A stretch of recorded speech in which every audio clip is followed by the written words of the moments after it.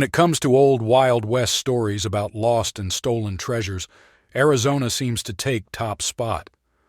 Arizona was the last of the contiguous states to be admitted to the Union, becoming a state on February 14, 1912. Prior to that time, it was known as the real Wild West, where people came to seek their fortunes or hide from the law. During those early years, Arizona saw hundreds of robberies, gunfights, and hangings. It also has a lot of buried and hidden treasures still waiting to be found. Stories about the lost superstition and the lost opata mine are quite well known, but there are many other lesser-known lost treasures that warrant a good look also. In this video, we are going to look at what we think could be the top 5 lost and hidden lesser-known treasures, where one of these lost treasures, if found, could set you up for life. Treasure number 1. Back in the late 1800s, a man by the name of Herman Wolfe set up a trading post along the Little Colorado River that he ran for almost 30 years. A lot of miners didn't have money but needed supplies, so they would pay for their goods with gold and silver. Because there were so many robberies in the area, Herman thought it best to keep this gold hidden, so he decided to bury the gold in cans and jars along the fence at his property. Then in the early 1900s, someone found about 20 gold coins. Then again in the mid-1900s, someone came across a large can of gold that was buried beside an old rotten fence post. It is said that Herman probably had over $250,000 worth of gold buried in the area because of the amount of business he did for those 30-some years. Treasure number 2. It was back in 1873 that a man named McAllen and an unknown partner in crime decided to rob the stagecoach near Canyon Station, which was close to Kingman. On this stage was a strong box that held the payroll for the army stationed at Fort Mojave. The stage driver turned over the loot, and the bandits let the stage move on without a gunfight of any kind. Turns out this strong box had over $70,000 worth of gold coins.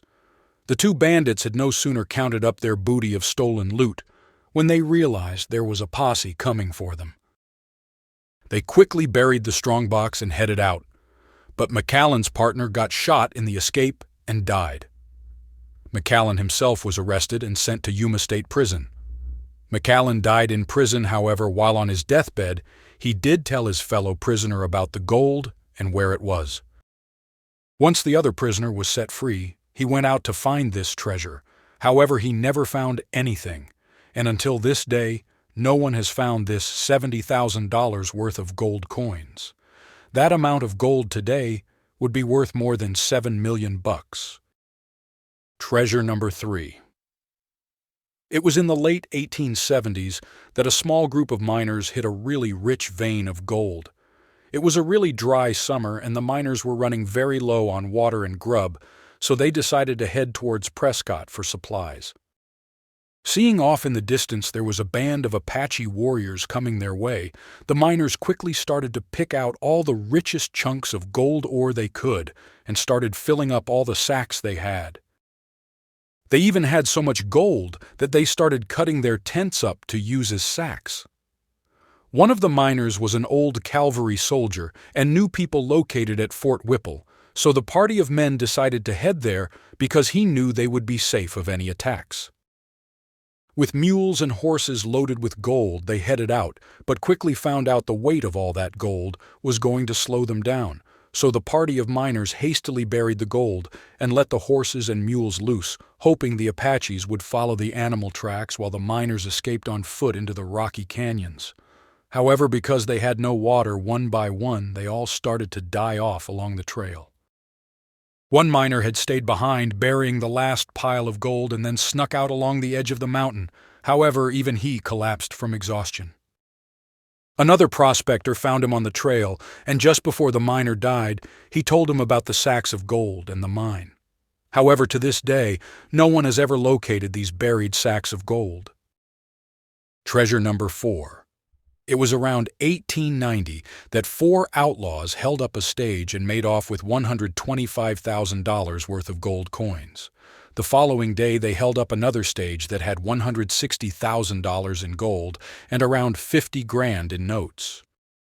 It is said that these outlaws headed northeast into the Tonto Basin, but with a posse on their tail, they quickly buried the gold and then switched direction and headed northwest.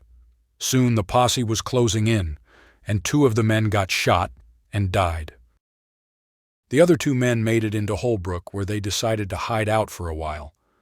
However, having pockets full of new stolen notes, they couldn't resist the temptation of having a drink, so they decided to go out on the town and hit a saloon. While drinking and gambling, an argument broke out and one of the outlaws got shot. Then the second outlaw went and shot the gambler that killed his partner, but he was then shot by another man in the saloon. With all 4 outlaw men now dead, no one really knows where this gold is buried, but it is said to be somewhere in the Tonto Basin area. Treasure number 5.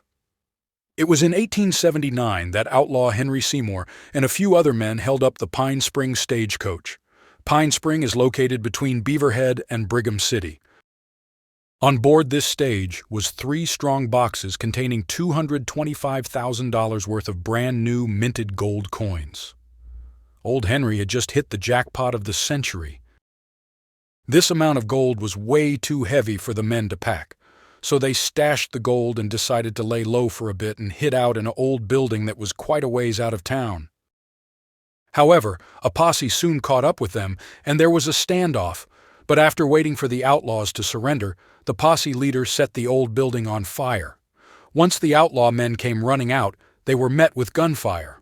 The posse then set out to try to find where the gold was stashed, but never did find anything. I hope you enjoyed this short story about the 5 lost treasures in Arizona. Please like, share, and subscribe so we can continue to bring you more old lost mine stories.